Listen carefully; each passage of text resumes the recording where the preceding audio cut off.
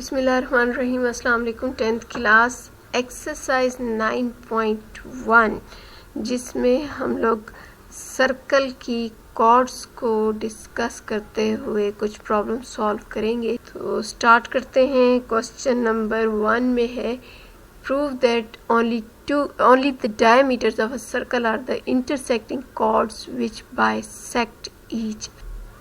इसके लिए आपने दो डायमीटर्स लिए। एक सर्कल के अंदर आपके पास ये रहा सर्कल में आपने दो डायमीटर्स लिए। डायमीटर आप जानते हो कौन से होते हैं, वो लाइन जो सेंटर ऑफ द सर्कल में से गुजर के जाए और सर्कल को दूसरे किनारे पे जाके। यहाँ हमने दो डायमीटर्स लिए और दोनों डायमीटर्स को हमने शो करना है कि ये एक दूसरे को क्या कर रहे हैं, बाइसेक्ट कर रहे हैं। बाइसेक्ट का क्या मतलब होता है कि वो एक दूसरे को इस तरह से काट रहे हैं कि दो टुकड़े जो उनके बन रहे हैं वो दोनों टुकड़े क्या होंगे, बराबर होंगे।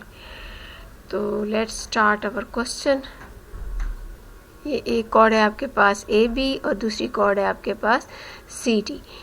सेंटर को आप क्या नाम देते हो, ओ देते हो। अच्छा, अब इस क्वेश्चन में आप जानते हैं कि अगर आप ओ भी ले रहे हैं तो ये क्या है, रेडियस है। इसी तरह से ओ ए क्या है, ये भी रेडियस ऑफ द सर्कल है।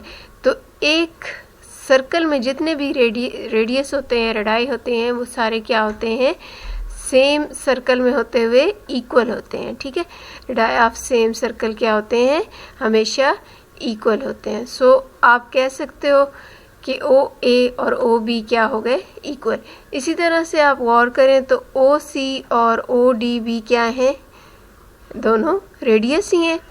तो और radii of same circle again. ठीक है, तो इसमें भी वही केस होगा कि ये दोनों भी इक्वल हो जाएंगे।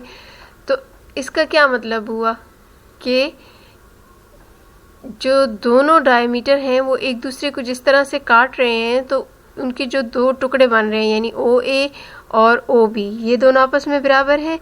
और इसी तरह से ओ सी और ओ डी आपस में बराबर हैं। तो इट मीन्स कि ये एक दूसरे को क्या कर रहे हैं कि ये एक दूसरे को बाइसेक्ट कर रहे हैं। तो hence prove that A B bisects C D, जबकि ए बी और सी डी क्या हैं, दोनों diameters of the same circle है। दोनों कॉर्ड्स एक दूसरे को जिस पॉइंट पे काट रही हैं वो पॉइंट यहाँ पर है। इसको मैं नाम दे रही हूँ एम का। तो अगर आप गौर करें तो एम जो है वो एफ पर नहीं है, जो कि मिड पॉइंट है ए बी का। इसी तरह से एम जो है वो ई पर भी नहीं है, जो कि मिड पॉइंट है सी डी का। तो इट मीन्स के जो जहाँ पे एक दूसरे को इंटरसेक्ट कर रही हैं वो मिड पॉइंट नहीं है, यानी वो पॉइंट जो है वो इनको बाइसेक्ट नहीं कर रहा। Hence prove that both chords intersect each other but not bisect. Both chords AB and CD intersect each other at point M, but M does not bisect CD or AB. Hence, prove that AB and CD, two chords not passing through center of the circle, not bisect each other.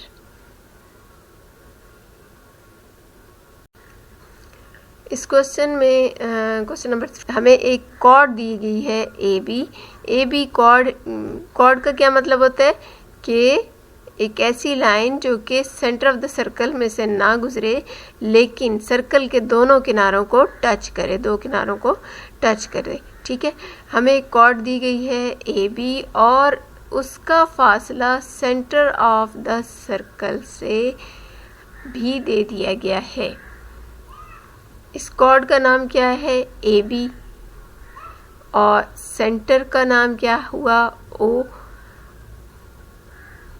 Cord की length हमें क्या दी गई है question में, 8 centimetre.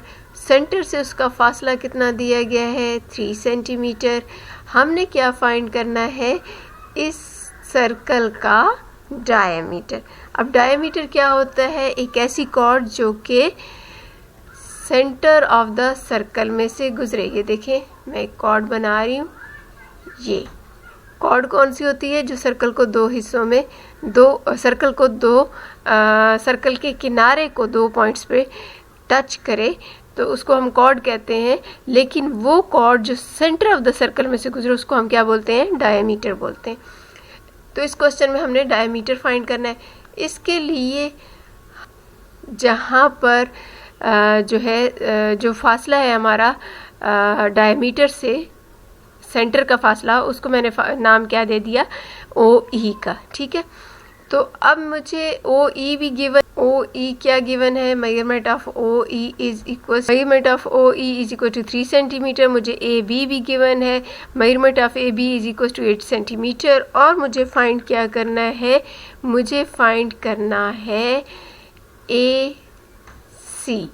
ठीक है, तो ए सी find करने के लिए मेजरमेंट ऑफ ए सी कैसे हम फाइंड करेंगे, यानी कि डायमीटर की लेंथ हम कैसे मालूम करेंगे? उसके लिए मैं सबसे पहले फाइंड कर लेती हूँ रेडियस।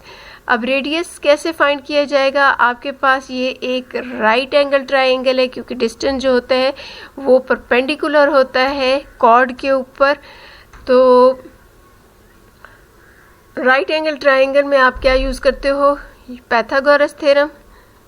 पाइथागोरस थ्योरम के अकॉर्डिंग क्या होता है? हाइपोटेनियस का square is equals to base का स्क्वायर प्लस परपेंडिकुलर का स्क्वायर, एंड वी हैव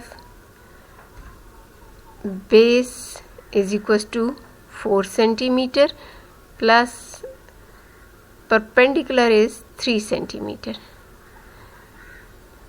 अब आप सोच रहे होंगे कि बेस मैंने 4 सेंटीमीटर क्यों लिया? तो बच्चों आप गौर करें, ये वाला और ये वाला पोर्शन जो है ये 4 सेंटीमीटर का है। और ऐसा क्यों है? क्योंकि आपने एक थ्योरम पढ़ा है इसी चैप्टर में कि सर्कल के अगर सेंटर में से आप किसी कॉर्ड पे फासला ले रहे हो तो वो फासला जो है वो उस कॉर्ड को बाइसेक्ट कर देता है, यानी 2 बराबर टुकड़ों में चेंज कर देता है, 2 बराबर टुकड़ों में काट देता है।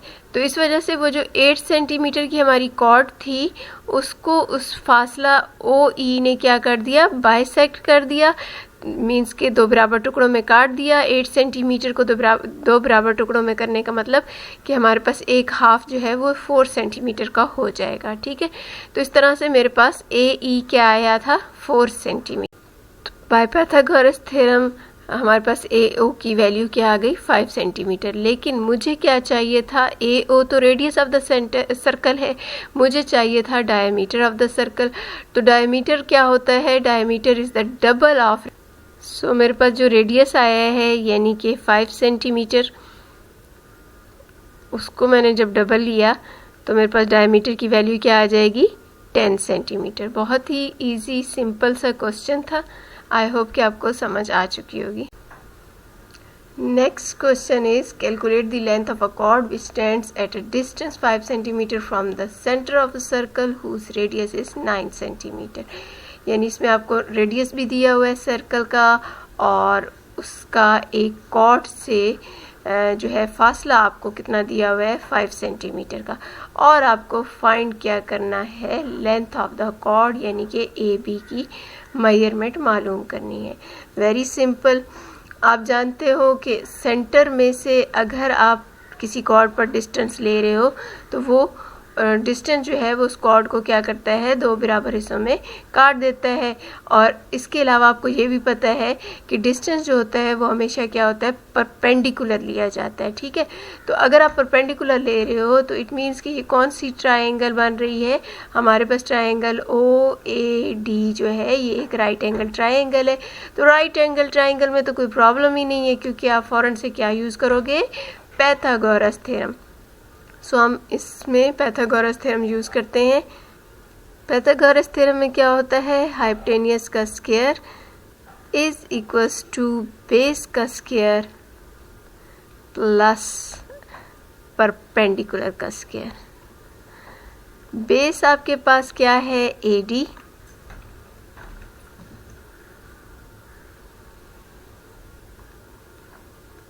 परपेंडिकुलर आपके पास है OD और हाइपोटेनियस आपके पास है OA। अब हम इनमें वैल्यूज को रिप्लेस करते हैं। What is OA? That is 9 centimeter.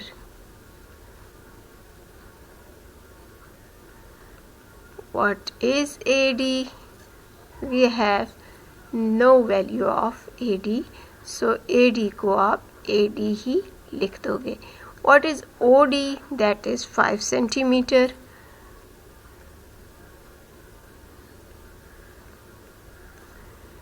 अब आपके पास जो अननोन वैल्यूज़ हैं उनको कर लें एक साइड पे और